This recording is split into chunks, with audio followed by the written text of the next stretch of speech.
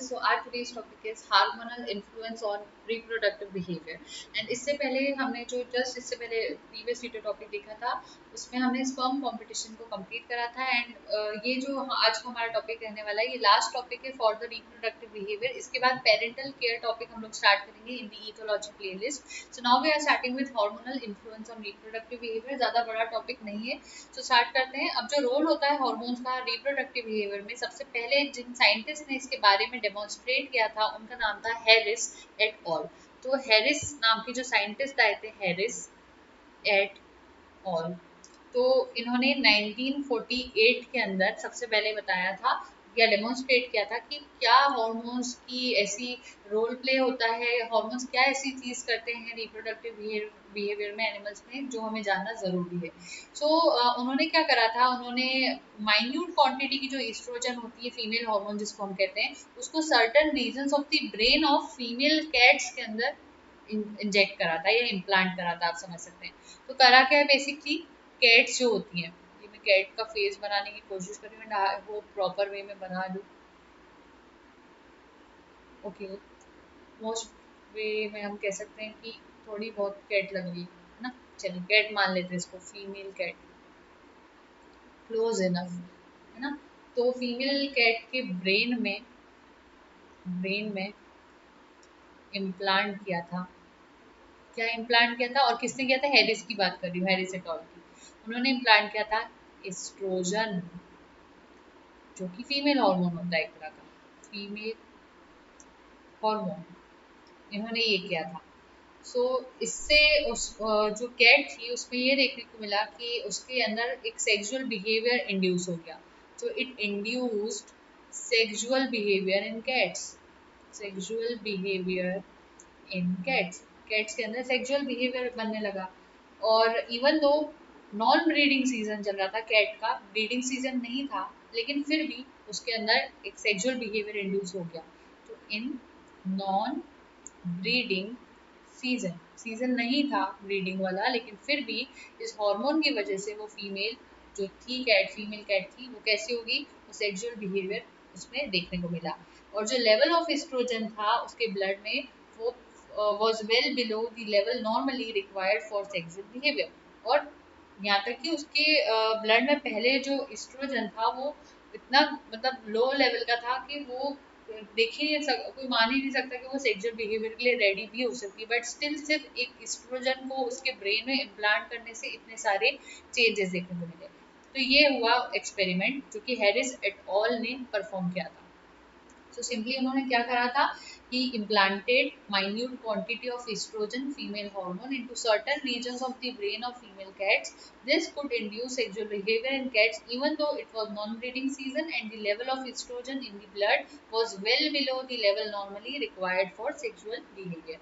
फिर उसके बाद जब हीट पे थी फीमेल कैट, तो उसमें ये देखने को मिला, उसमें कैरेक्टरिस्टिक पोस्चर देखने को मिला जिसको कहते हैं लॉर्डोसिस। उन्होंने एक चीज़ और बताई कि जब फीमेल में हीट, अच्छा मैं कैट्स की बात कर रही हूँ, ठीक है, फीमेल कैट की बात कर रही हूँ। फीमेल कैट में जब हीट पीरियड रहा, हीट पीरियड उसके फर्टाइल पीरियड को कहते हैं। नॉर्मली अगर कोई कैट ओनर भी होंगे तो आप उनसे भी पूछेंगे हीट पीरियड क्या होता है, तो उसको एक्सप्लेन करेंगे, क्योंकि आजकल बहुत से लोग कैट्स को पेट बनाते हैं, तो उनको पता होगा हीट पीरियड के बारे में। तो आपको इसलिए ये बात नॉर्मल है, वैसे स्ट्रेस साइकिल के हिसाब से हीट पीरियड रहेगा फर्टाइल पीरियड कैट्स का। तो उसके अंदर एक कैरेक्टरिस्टिक पोस्चर उस कैट में देखने को मिला जिसको क्या बोलते हैं हीट पीरियड के टाइम पे, उस पोस्चर को कहते हैं लॉर्डोसिस। ये क्या है, एक तरह का पोस्चर है।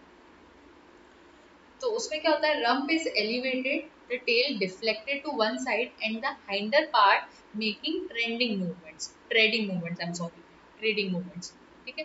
रम्प एलिवेटेड, इस पोस्चर की ये कैरेक्टर्स है जो मैं यहाँ लिख रही हूँ। उसका रम्प एलिवेटेड दिखाई देगा, टेल डिफ्लेक्टेड दिखाई देगी, deflected to one side, hinder part, यहाँ आई आना चाहिए, ओके, हाइंडर पार्ट को आप क्या लिख सकते हो, मेकिंग ट्रेडिंग मूवमेंट से लिख देती हूँ यहाँ पर मैं, मेकिंग ट्रेडिंग मूवमेंट्स, फाइन, इस तरह का लॉर्डोसिस का पोस्चर होगा। सो जो फीमेल कैट होती है वो अज्यूम करती है this posture as soon as a male cat approaches and will submit for mounting. And unreceptive female जो एन स्ट्रेस टाइम की रहेगी, ये जो फीमेल हीट के टाइम पे इसको ईस्ट्रस टाइम भी कहते हैं, ईस्ट्रस। तो ये आपको याद रखना। और जब एन स्ट्रेस फीमेल की बात करो, ऐसी कैट जो हीट पीरियड में नहीं है, an stress will kick out if a male gets too close for copulation। अगर मेल उसके आसपास भी आएगा तो वो उसको भगाने की कोशिश करेगी, ये आपको याद रखना है। तो ये थोड़ा बहुत मैंने अभी एक नॉर्मल बिहेवियर आपको जो पता होना चाहिए था उसके बारे में बताया। ये आप इंट्रोडक्शन जो पोर्शन होगा इस टॉपिक के लिए उसमें यूज कर सकते हैं, तो इतना सफिशिएंट होगा। इसके बाद आगे बात करते हैं। एक needle tip coated with estrogen is placed in certain parts of hypothalamus. और जो आप समझ सकते हो ईस्ट्रोजन को इंजेक्ट किया जाता है या फिर एक कैस्ट्रेटेड फीमेल कैट में, तो उसमें भी ये देखने को मिला कि उसमें कुछ स्ट्रॉन्ग ईस्ट्रस बिहेवियर दिखाई देने लगे हैं even in the non breeding season. यानी कि सेम तरह का एक्सपेरिमेंट फिर से परफॉर्म किया जाए अगर ऐसी फीमेल पर जिसको कैस्ट्रेशन कर दिया गया हो। कैस्ट्रेशन करना क्या मतलब होता है कि उसमें जो उसके रिप्रोडक्टिव ऑर्गन्स है उनको कहीं ना कहीं प्रोहिबिट कर दिया या उसमें से रिमूव कर दिए गए हो, आप उसको समझ सकते हैं। यानी उनमें ओवरीज नहीं होगी या कुछ इस टाइप की चीज़ है। फॉर एग्जाम्पल मेल को कैस्ट्रेट करना क्या होता है, टेस्टिस का रिमूवल होता है, उसी तरह से यहाँ फीमेल्स का कैस्ट्रेशन हो रहा है।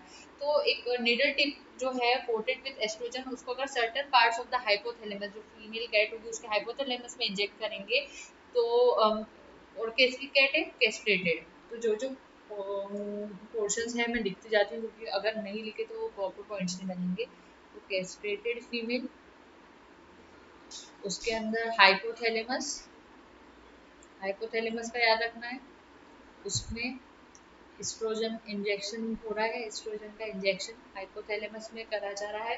तो ये देखने को मिला कि सेम एक्सपेरिमेंट है एक तरह से प्रीवियस जैसा नॉन ब्रीडिंग सिस्टम में, तो उसमें ये देखने को यही सेम चीज़ें मिली कि वो उसी तरह की कंडीशन शो कर रही थी। तो same experiment with other vertebrates also give the same result and confirm the general conclusion of estrous behavior is possible by the introduction of estrogen even in castrated female of vertebrates। ठीक है। तो मैंने यहाँ पर जो यहाँ सबसे पहले यहाँ जो कैट का ये वाला जो एग्जांपल लिया था, तो यहाँ पर जो जो चीजें हुई कि सेक्सुअल बिहेवियर इंड्यूस हुआ, तो यहाँ तक कि कैस्ट्रेटेड फीमेल में भी सेम यही वाला बिहेवियर जो ऊपर हमने पढ़ा वो देखने को मिल रहा था। तो इस तरह से आप दूसरे वर्टिब्रेट्स में भी अगर ये वाला बिहेवियर देखने की कोशिश करोगे तो सेम सेम दिखाई देगा। ठीक है, आगे बात करते हैं।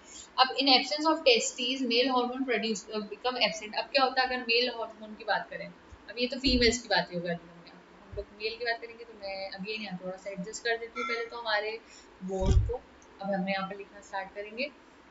ठीक है, मेल, वो कैसा मेल है, कैस्ट्रेटेड है, यानी कि उसमें क्या प्रॉब्लम हो रही है यहाँ पर, टेस्टीज एब्सेंट। ठीक है, तो अगर इस तरह का मेल है तो उसके अंदर जो मेल हार्मोन होगा वो क्या होगा, ऑटोमेटिकली नहीं बनेगा, मेल हार्मोन एब्सेंट हो जाएगा उसमें क्योंकि there is no testis present in right now. So ये वाली चीज देखने को मिलेगी। तो अगर इस तरह से मेल हार्मोन किसी में एब्सेंट है मेल वर्टिब्रेट्स में, तो आप उसमें भी एक तरह का माउंटिंग बिहेवियर इनिशिएट करवा सकते हैं by injecting androgen to castrated male vertebrate and then it can develop mounting tendencies to normal level. और ये जो this is castration and replacement experiment, इसी को हम कैस्ट्रेशन और रिप्लेसमेंट एक्सपेरिमेंट कहते हैं, जिसको मैं जब हार्मोनल कंट्रोल ऑफ बिहेवियर पढ़ा रही थी इथोलॉजी में उसमें मैंने डिस्कस करा था। तो इसी को कहते हैं एक्सपेरिमेंट, कौन सा, कैस्ट्रेशन एंड रिप्लेसमेंट एक्सपेरिमेंट। तो अगर इस मेल हार्मोन उसमें एब्सेंट है और ऐसे मेल के अंदर अगर इंजेक्ट किया जा रहा है, हम किसको लिख सकते हैं, एंड्रोजन को लिख सकते हैं। एंड्रोजन का इंजेक्शन अगर किया जा रहा है तो उसके अंदर माउंटिंग बिहेवियर देखने को मिलेगा, माउंटिंग बिहेवियर। ठीक है, तो वो नॉर्मल सा है, समझ में आ गया होगा आपको। उसके बाद अगर इंट्रोडक्शन किया जाए टेस्टोस्टेरोन का इन द एंटीरियर हाइपोथैलेमस, तो अगर वो भी कैस्ट्रेटेड मेल में हो रहा है तो मेल में जो चीज़ें देखने को मिलेगी अब मैं वो पॉइंट बताऊंगी। ये तो मैंने एंड्रोजन के इंजेक्शन का पॉइंट आपसे डिस्कस करा। अब अगर उसी कैस्ट्रेटेड मेल के अंदर, अब मैं कैस्ट्रेटेड मेल को CM यहाँ पर लिख दूँ ताकि मैं पूरा नाम यहाँ नहीं लिखूँ। ठीक है, अब ये कैस्ट्रेटेड मेल है, इसका हाइपोथैलेमस वाला रीजन है, कौन सा वाला रीजन कह रही हूँ, हाइपोथैलेमस वाला रीजन कह रही हूँ। तो इसके हाइपोथैलेमस के अंदर, और वो भी कौन सा, anterior hypothalamus, be very cautious what I am saying, anterior hypothalamus. तो उसके अंदर कैस्ट्रेटेड मेल के अंदर क्या इंजेक्ट किया जा रहा है, टेस्टोस्टेरोन का इंजेक्शन किया जा रहा है। तो इसमें इंजेक्ट क्या हो रहा है, इसके अंदर इंजेक्ट हो रहा है टेस्टोस्टेरोन। मैंने क्या स्पेलिंग कर दी, आई एम सॉरी। आप इसको ठीक करेंगे क्योंकि मैंने यहाँ पर TESTOS होना चाहिए था और यहाँ E आना चाहिए था, टेरॉन। ठीक है, टेस्टोस्टेरोन इस टाइप से स्पेलिंग याद होगी। तो उसके बदले अब जो रिएक्शन उसमें देखने को मिलेगी वो कैसी है, अग्रेशन। बहुत अग्रेसिव हो जाएगा वो मेल जो कि कैस्ट्रेटेड था पहले, और उसके बाद उसमें कोर्टशिप एक्ट भी देखने को मिलेगा, कोर्टशिप बिहेवियर उसमें बनने को दिखाई देता है। तो ये एक तरह का डायरेक्ट डेमोन्स्ट्रेशन है जो कि एंटागोनिज्म का डायरेक्ट डेमोन्स्ट्रेशन है। So what we are basically showing here is antagonism. हम यहाँ पे क्या शो कर रहे हैं, यहाँ पर एंटागोनिज्म बिहेवियर शो कर रहे हैं। ठीक है, और वो एंटागोनिज्म किसके बीच में है, टेस्टोस्टेरोन के बीच में। अब देखिए फिर से स्पेलिंग को आपको ध्यान से रखना है, टेस्टोस्टेरोन। ठीक है, टेस्टोस्टेरोन तो उसके बीच में, और प्रोजेस्टेरोन के बीच में हम यहाँ पर एंटागोनिज्म देखना है, ये सारी चीज़ों से। So role of hormones on reproductive behaviour से अभी तक ऊपर से मैंने फीमेल कैट से लेकर यहाँ मेल्स तक का जो भी डिस्कस करा, ये पूरी चीज़ें हम एंटागोनिज्म का डेमोन्स्ट्रेशन देख रहे हैं। इसलिए आप याद रखेंगे, कभी आपके कोई टीचर्स कह दें आपसे कि डायरेक्ट डेमोन्स्ट्रेशन शो कर दिए एंटागोनिज्म बिहेवियर का बिटवीन टेस्टोस्टेरोन एंड प्रोजेस्टेरोन, तो आपको अभी तक जितना भी मैंने अभी इस वीडियो सेगमेंट में बताया वो सारा आपको बताना होगा। ये बात यहाँ क्लियर होती है। उसके बाद अगर कोई कैस्ट्रेटेड मेल मैमल है, उसमें अगर थोड़ा बहुत भी लिटिल एग्रेशन देखने को मिल रहा है, so do not try to mate and do not try to mate during this season with females are sexually receptive. Behavioral differences between castrated and intact males stem fires absence of, यहाँ पे थोड़ा सा मैं extra यहाँ note ही कर देती हूँ आपको। तो जो कैस्ट्रेटेड मेल्स होते हैं उनमें बेसिकली थोड़ा एग्रेशन कम रहता है, लेकिन हार्मोन के इंजेक्शन के बाद उनमें एग्रेशन, उनकी सेक्सुअल एक्टिविटी बढ़ती हुई दिखाई दी। अब मैं यहाँ पर ना एक नया केस आपको थोड़ा सा बता रही हूँ, ये आपको याद रखना है क्योंकि थोड़ा इंपॉर्टेंट है। टेस्टोस्टेरोन का इंजेक्शन अगर मेल रेड डियर में इंजेक्ट हो रहा है, ठीक है, एक मेल रेड डियर है, मेल रेड डियर, दिसंबर का टाइम चल रहा है, और दिसंबर का टाइम आपको मैंने पहले भी बताया था मेल रेड डियर में नॉन ब्रीडिंग सीजन होता है।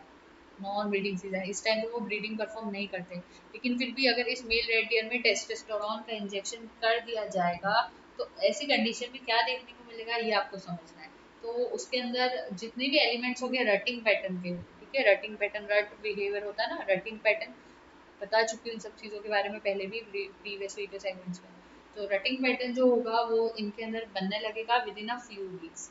और अगर यही ट्रीटमेंट, अगर इनही मेल रेड डियर के साथ यही ट्रीटमेंट अगर जनवरी में कर दिया जाए, जनवरी लिख देते हैं हम इसको यहाँ पर, और फिर मैं इसको क्या लिखूँ, जनवरी नहीं, सॉरी सॉरी सॉरी, इसको चेंज करना है, इसको आप लिखेंगे अप्रैल टू जून। जून इस टाइम पे अगर उनमें यही सेम ट्रीटमेंट कर दिया जाए, और ये वाला टाइम भी इनका नॉन ब्रीडिंग है, नॉन ब्रीडिंग, ठीक है, ऊपर वाला भी नॉन ब्रीडिंग है और अप्रैल से जून वाला भी नॉन ब्रीडिंग है, तब इनमें कोई रटिंग पैटर्न इवोक नहीं होता। So no rutting pattern evoke.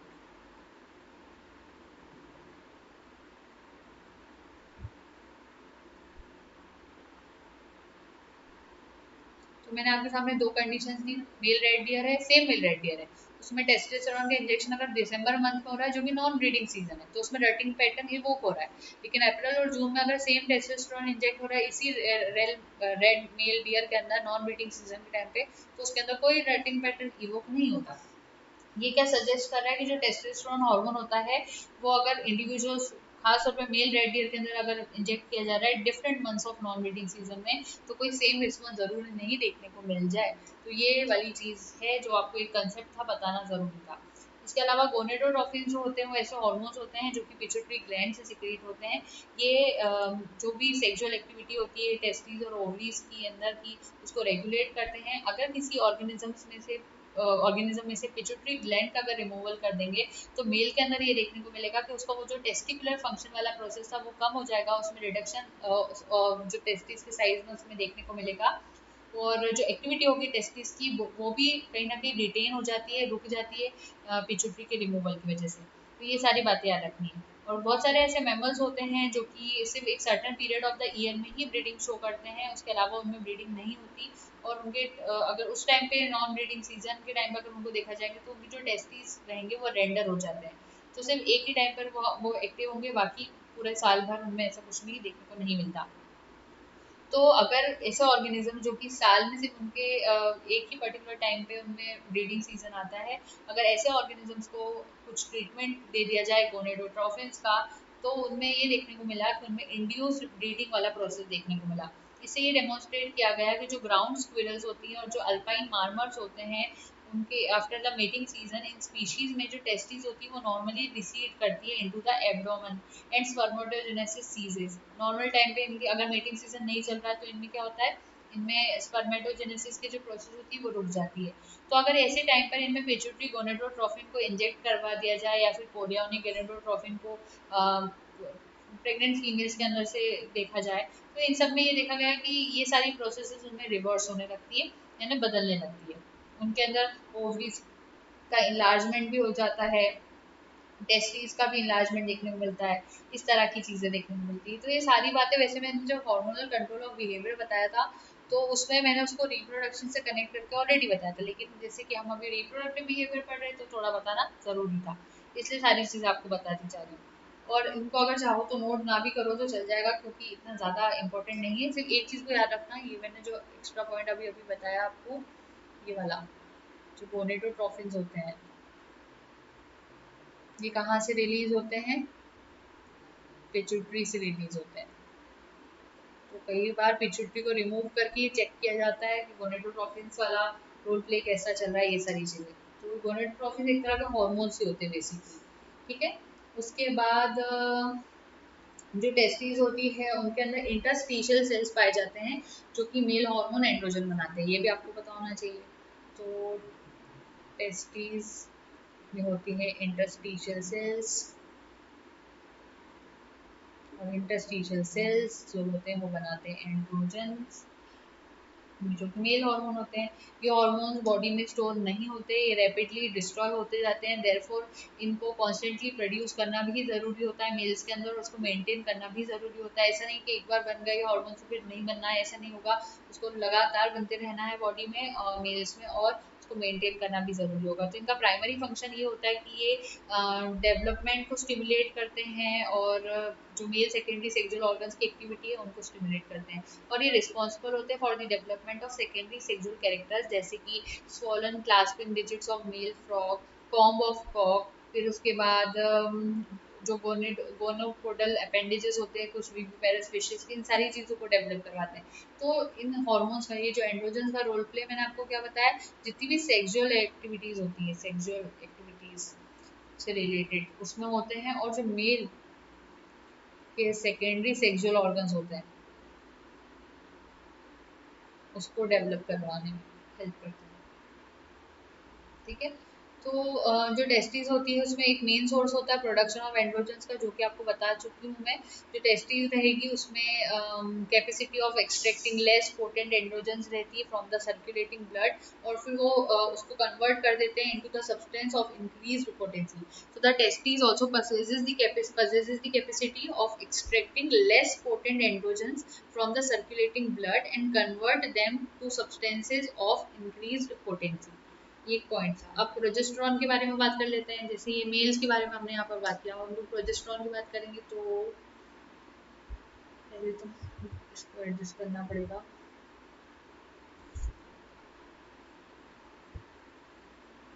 ठीक है।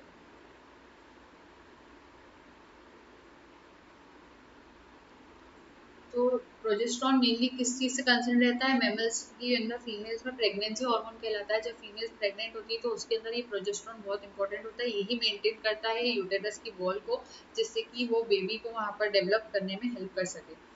अब जो चीफ सोर्स होता है, सबसे पहला सोर्स प्रोजेस्टेरॉन का होता है शुरू में, तो वो कॉर्पोरा लूटिया होता है। कॉर्पोरस लूटियम भी, कॉर्पोरस लूटियम जो भी आप कहना कह सकते हो, कॉर्पस लूटियम वैसे भी कहते हैं, लूटिया या फिर कॉर्पस लूटियम, यहाँ से प्रोजेस्टेरॉन रिलीज होता है शुरू के टाइम पर। और ओवरीज के अंदर होता है ये कॉर्पोरा ल्यूटिया वाला पोर्शन, ओवरीज के अंदर प्लेसेंटा, और बाद में प्लेसेंटा से भी रिलीज होता है, क्योंकि शुरू टाइम जब एम्ब्रियो बहुत छोटा होता है बस इम्प्लांटेशन हुआ होता है, तो उस टाइम पे यहाँ से जो प्रोजेस्टेरॉन रिलीज हो रहा है कॉर्पोरस लूटियम, कॉर्पोरा ल्यूटिया से, वो सफिशिएंट होता है। लेकिन बाद में उसके लिए वहाँ पर प्लेसेंटा प्रोजेस्टेरॉन को रिलीज करती है। ठीक है।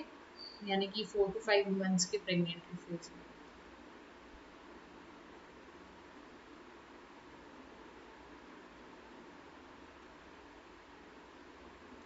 और ये एड्रिनल कॉर्टेक्स जो रहते हैं in traces with androgens and estrogens, it is also produce by the adrenal cortex. और कहाँ से प्रोड्यूस होता है ये, एक और जगह कौन सी है, adrenal cortex in traces with androgens and estrogen. Adrenal cortex से रिलीज होता है और किसके साथ, ट्रेसेस में रिलीज होता है, इन ट्रेसेस विद,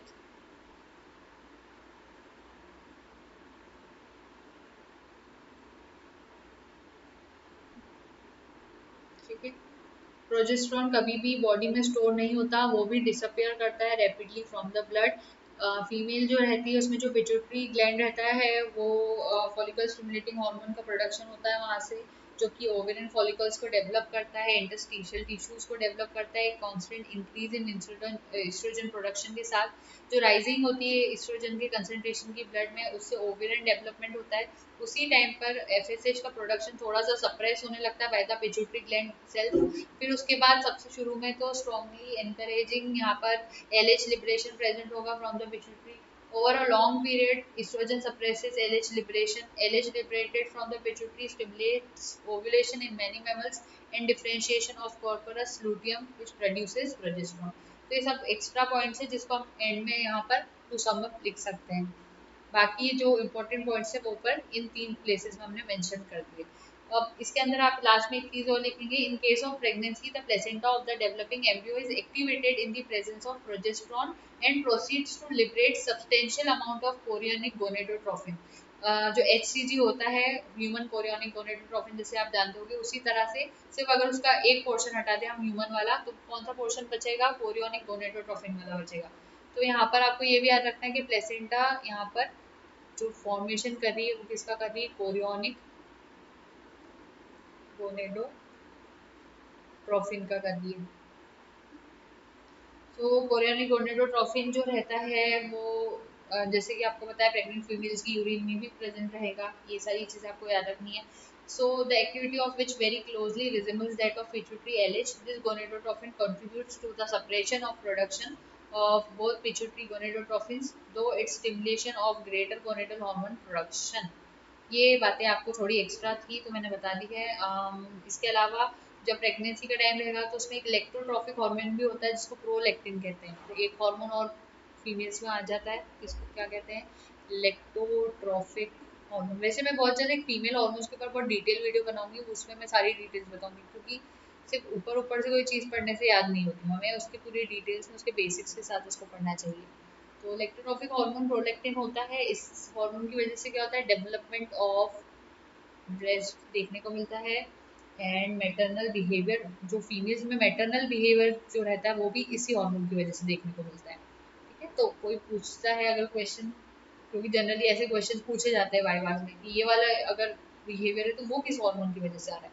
तो मैटरनल बिहेवियर क्यों आ रहा है, इलेक्ट्रोट्रॉफिक हार्मोन की वजह से, प्रोलैक्टिन की वजह से। ये चीफली स्टिमुलेट करता है secretion of milk by the mammary gland, सबसे पहला काम तो ये होता है। और बर्ड्स के केस में, बर्ड्स के अंदर एक नेस्टिंग वाली इंस्टिंक्ट आना कि जो फीमेल्स होती है वो घोंसला बनाएंगी, अपने बच्चों की देखभाल करेंगी, ये सारी चीज़ों का हार्मोन जो रहता है वो भी इलेक्ट्रोट्रॉफिक हार्मोन होता है।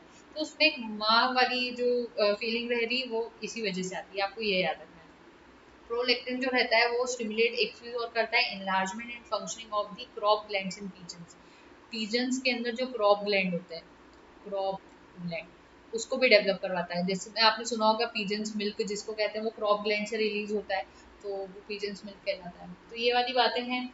और यंग वंस को देना होता है उनको पीजन्स मिल्क, तो उसको क्रॉप ग्लैंड डेवलप करवा देगा, ये प्रोलैक्टिन ही करवाएगा।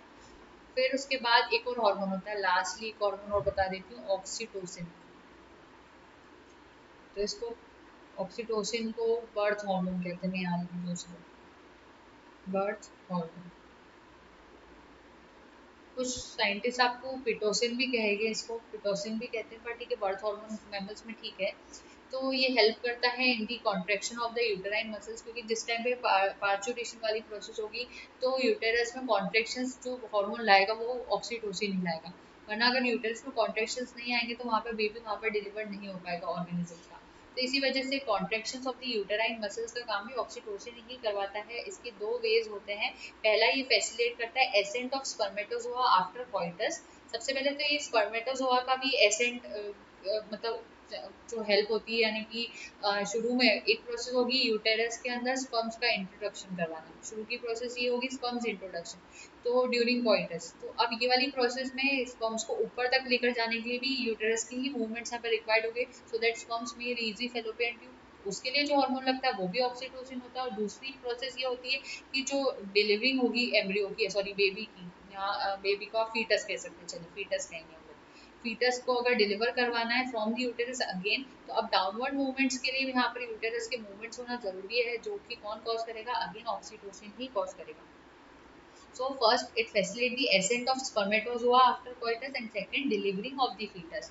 The flow of milk from mammary gland is also enhanced from lactating breast, squeezing milk into the large ducts behind the mammary glands. ये सब चीज आपको याद रखनी है। Suckling plays an essential part in reflex stimulation of the pituitary gland. When sucking stops, lactation will continue only for a short time. ये सारी चीजें ऑक्सीटोसिन से रिलेटेड होती है। मिल्क का रिलीज होना मेमोरी ग्लैंड से भी ऑक्सीटोसिन से रिलेटेड है।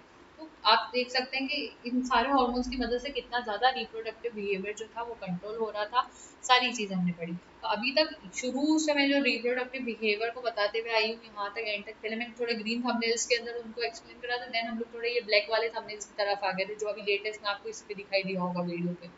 तो इन सारी वीडियोस में अभी तक हमने समरी के तौर पर अगर मैं बात करूँ, लास्ट में टू सम अप बस एक बार बात करेंगे। हमने ये देखा कि रिप्रोडक्शन में बहुत सारे इंडिविजुअल्स बनते हैं, मल्टीप्लिकेशन ऑफ इंडिविजुअल्स होता है। सेक्सुअल रिप्रोडक्शन जो है वो मोस्ट कॉमन मेथड होती है रिप्रोडक्शन की हायर मेमल्स में। सेक्सुअल रिप्रोडक्शन में दो तरह से फर्टिलाइजेशन होता है, एक डायरेक्ट इंटरनल फर्टिलाइजेशन होता है, फिर उसके अंदर सेवरल स्टेप्स होती है जो कि जिसमें सिंक्रोनाइज होना बहुत ज़रूरी है, जिसमें प्री कोर्टशिप एंड मीटिंग ये सारी चीज़ें होती है। फिर एक selection of receptive sexual partner first step होती है सेक्सुअल रिप्रोडक्शन की। जो यूजुअली जो मेल्स होते हैं वो एडवर्टाइज करते हैं कि वो कितने वर्दी हैं रिप्रोडक्शन के फीमेल के सामने। उसके अलावा हमने बिहेवियरल इंटरेक्शंस की बात की, जो कि मेल और फीमेल्स के अंदर होता है during and just after mating is concerned as courtship behaviour. उसके अलावा कोर्टशिप जो स्कॉर्पियंस की थी वो एक्सटर्नल तरह की होती है, लेकिन उसमें एक डांस देखने को मिलता है जिसको प्रोमेनेडा एड्यूस कहा जाता है। अलग सा नाम था, मैंने सब बताया था, आपको याद होगा वैसे। कोर्टशिप डांस जो गपी फिशेज में होता है, स्पीशीज ऑफ फिश में, वो भी बहुत इंटरेस्टिंग होता है देखने को। जैसे croaking calls of bull frog is a kind of mating call. उसके अलावा जो फ्रॉग्स और टोड्स होते हैं उसमें जो कॉपुलेशन की प्रोसेस होती है उसको एम्प्लेक्सस कहते हैं। एम्प्लेक्सस एक तरह का इंटरमीडिएट स्टेज होता है between the external and internal fertilization. Courtship birds के अंदर अगर बात की जाए तो उसमें ये एक मैटर ऑफ इंटरेस्ट हमेशा से रही है सिंस ओल्ड डेज, क्योंकि बहुत सारी बर्ड्स में जो कोर्टशिप डिस्प्ले होता है वो फीमेल के हार्ट को विन करने के लिए देखने को मिलता है। जैसे dancing of peacock is a well known example, वो फीमेल को अट्रैक्ट करने के लिए ही कहीं ना कहीं परफॉर्म किया जाता है। और जो ग्रेट क्रेस्टेड ग्रीप्स होती हैं उनके अंदर भी इलोबरेट कोर्टशिप और पेयर बॉन्डिंग देखने को मिलती है। मेल रेड बियर में भी टेरिटरी के बारे में हमने पढ़ा कि वो एक हैरम को तैयार करते हैं। फिर उसके बाद हमने सेक्सुअल रिप्रोडक्शन के अंदर मेटिंग की डिटेल्स को भी जाना।